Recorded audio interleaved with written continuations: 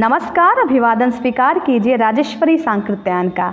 आज की special report में हम बात करेंगे कि मोदी को कितनी टक्कर देगा विपक्ष का Indian national development inclusive alliance. पिछले 9 वर्षों से प्रधानमंत्री नरेंद्र मोदी के नेतृत्व में केंद्र में सत्तारूढ़ भाजपा नित एनडीए गठबंधन को चुनौती देने के लिए कांग्रेस सहित देश के 26 विपक्षी दलों के नेताओं ने एक नए राजनीतिक गठबंधन बनाने की घोषणा की है। बेंगलुरु में आयोजित विपक्षी दलों की एक बैठक में शामिल हुए दलों ने कांग्रेस के नेतृत्व वाले यूपीए के स्थान पर Indian national development inclusive alliance के नाम पर एक नया गठबंधन बनाया है। विपक्ष के इंडिया गठबंधन के संयोजक की घोषणा अभी तक नहीं हो पाई है। विपक्ष का कहना है कि उनका इंडिया गठबंधन पहले के यूपीए की तुलना में अधिक मजबूत है। इसमें ऐसे राजनीतिक दल भी शामिल हैं जो अभी तक आपस में एक दूसरे के विरोधी रहे हैं। कांग्रेस के धूर विरोधी रहे अरविंद केजरीवाल इंडिया गठबंधन में शामिल हैं।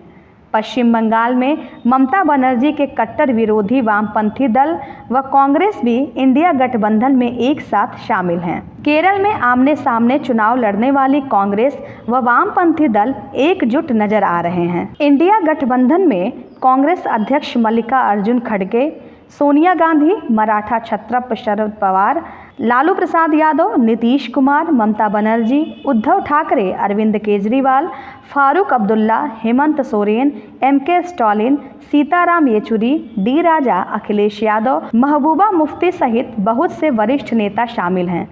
इंडिया गठबंधन के पास अभी लोकसभा की कुल 142 सीटें हैं, मगर गठबंधन में शामिल 11 दलों का तो लोकसभा में एक भी सांसद नहीं है। इस गठबंधन में शामिल पार्टियों की अभी देश के 11 प्रांतों में सरकार चल रही है, जिनमें कांग्रेस के 4 प्रदेशों कर्नाटका, राजस्थान, छत्तीसगढ़, हिमाचल प्रदेश में वही जनता दल व राष्ट्रीय जनता दल की बिहार में, तृणमूल कांग्रेस की पश्चिम बंगाल में, झारखंड मुक्ति मोर्चा की झारखंड में, आम आदमी पार्टी की दिल्ली व पंजाब में, द्रविड़ मुनेत्र कषगम की तमिलनाडु में, वामपंथी दलों की केरल में सरकार है। इंडिया गठबंधन में भारतीय राष्ट्रीय कांग्रेस, अखिल भारतीय तृणमूल कांग्रेस, द्रविड़ मुनेत्र कषगम, आम आदमी पार्टी, जनता दल, राष्ट्रीय जनता दल, झारखंड मुक्ति मोर्चा, राष्ट्रवादी कांग्रेस पार्टी, शिवसेना, समाजवादी पार्टी, राष्ट्रीय लोक दल, अपना दल,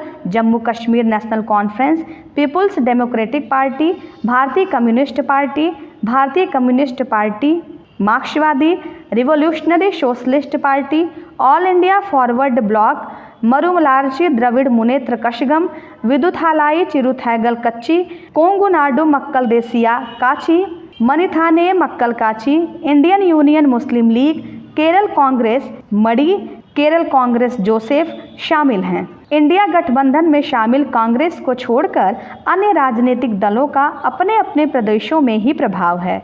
यदि इंडिया गठबंधन में शामिल सभी दल अपने पुराने मतभेद भुलाकर एकजुटता से चुनाव लड़ते हैं और आपसी समझदारी से सीटों का बंटवारा कर भाजपा के समक्ष एक ही उम्मीदवार चुनावी मैदान में उतारते हैं, तो निश्चित रूप से भाजपा को कड़ी चुनौती दे पाएंगे। हालांकि इंडिया गठबंधन में 26 राजनीतिक दल तो शामिल हो गए हैं, लेकिन उनमें अभी भी चुनाव में सीट बंटवारे को लेकर संशय बरकरार है। आम आदमी पार्टी चाहती है कि दिल्ली व पंजाब को कांग्रेस उनके लिए छोड़ दे, बदले में अन्य प्रदेशों में आप कांग्रेस के खिलाफ प्रत्याशी नहीं उतारेगी। यही स्थिति पश्चिम बंगाल में है, जहां ममता बनर्जी चाहती हैं कि कांग्रेस व वामपंथी दल उनके खिलाफ चलाए जा रहे अपने राजनीतिक अभियानों को रोककर उनका सहयोग करें, ताकि भाजपा को हराया जा सके। ममता बनर्जी का कहना है कि बंगाल में वैसे भी वामपंथी दलों व कांग्रेस का आधार समाप्त हो गया है। ऐसे में यदि वह तृणमूल कांग्रेस को सहयोग करते हैं तो पूरे बंगाल में विपक्षी दलों का प्रभाव बढ़ने से भाजपा का सफाया हो सकता है। पश्चिम बंगाल में 34 वर्षों तक लगातार वाम मोर्चे का शासन रहा था। वाम मोर्चे को हराकर ही ममता बनर्जी को तृणमूल कांग्रेस पार्टी बंगाल में सत्तारूढ़ हुई है। ऐसे में वामपंथी दलों को लगता है कि यदि उन्होंने पश्चिम बंगाल को ममता दीदी के हवाले कर दिया तो वहां उनका रहा सहा जनाधार भी समाप्त हो जाएगा। केरल में भी कांग्रेस व वामपंथी दल आमने सामने चुनाव लड़ते हैं, मगर देश के अन्य प्रदेशों में मिलकर चुनाव लड़ते हैं। ममता बनर्जी व अरविंद केजरीवाल भी कांग्रेस से केरल की तरह ही सामंजस्य चाहते हैं। पटना में आयोजित हुई 16 राजनीतिक दलों की मीटिंग से भाजपा में भी हलचल मच गई थी। इसी कारण बेंगलुरु मीटिंग के दिन ही भाजपा ने नई दिल्ली में एनडीए गठबंधन की बैठक का आयोजन किया और उसमें छोटे बड़े मिलाकर 38 दलों के नेताओं को शामिल किया था। इतना ही नहीं, उस बैठक में पूरे समय प्रधानमंत्री नरेंद्र मोदी भी मौजूद रहे थे। केंद्र में दूसरी बार सत्तारूढ़ होने के बाद भाजपा ने शायद पहली बार एनडीए गठबंधन की बैठक बुलाई थी, वह भी उस स्थिति में जब उनको लगने लगा कि विपक्षी दलों का गठबंधन राजनीतिक रूप से उनके गठबंधन से बड़ा होने जा रहा है। विपक्षी दलों के इंडिया गठबंधन में कांग्रेस सबसे बड़ी पार्टी है और उसका पूरे देश में प्रभाव भी है। ऐसे में कांग्रेस के नेता चाहेंगे कि इस गठबंधन की कमान कांग्रेस के हाथों में रहे, जिससे सभी दलों में समन्वय बनाकर आगे बढ़ा जा सके।